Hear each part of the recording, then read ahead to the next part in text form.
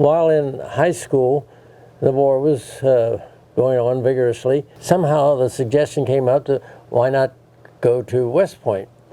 And I thought, well, that would be nice, until I found out that after the 4 years that you would be away at school, you were obligated to another 4 years of service in the military. And I thought, God, that's a long time away from Cincinnati, and I chose not to do that.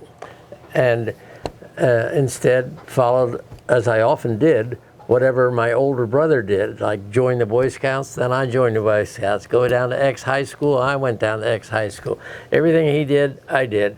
And so I joined the Air Force. I got noticed to report for induction as soon as I graduated from high school. And my dad wrote a letter to somebody in Washington and said if it would be possible, could Don's induction be delayed because his brother's going to come home just before going overseas.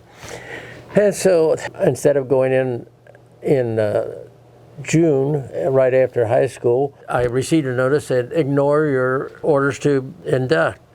And so I did. I thought, okay, I'll get next month I'll get a letter saying come in. Well, I didn't. And then the next month, I thought, did they forget about me or what?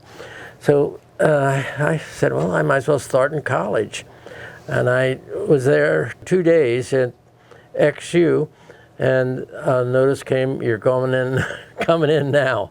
So in November of 44, went into the Air Force. Took basic training in Biloxi, Mississippi, and then was shipped to Denver. And that was pleasant. I was there for quite a while, 6 months or so. And so I had to take a number of tests. There were 3 different tests that I marginally flunked.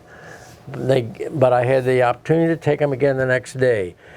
And all of it worked out the next day, particularly because someone in the barracks had memorized the lines on the sight chart. So I listened to what they were, and the next day I went in and looked. I had flunked it the first day.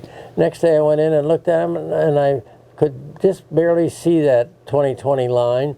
But when I knew what it was from the memory, I thought, oh, I got the same chart. So I finally passed all those. In other words, you cheated on an eye test. Is that what you're saying? Very good.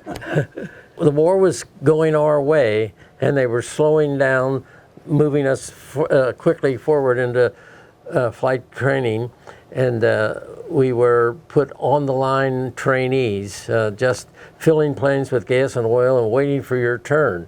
And that took place in mostly in Denver, which wasn't bad service, but it was delayed toward flying. In fact, I did go to a nearby private airfield and took lessons and soloed there the first time in my life in Texas. Anyway, so all of a sudden the war was over and we were all getting discharged. And I thought, oh God, my brother was bombing the enemy. I didn't get out of the States, but well, I guess I'll go home anyway. That's yeah, right. And so I said, I guess I'll study chemistry. Did 4 years here in Cincinnati. I went 4 years to Iowa State studying chemistry. And when I was finishing that PhD, I went from there to Ann Arbor. One of my first assignments was in dermatology in Philadelphia General. And I thought, oh, I like that field.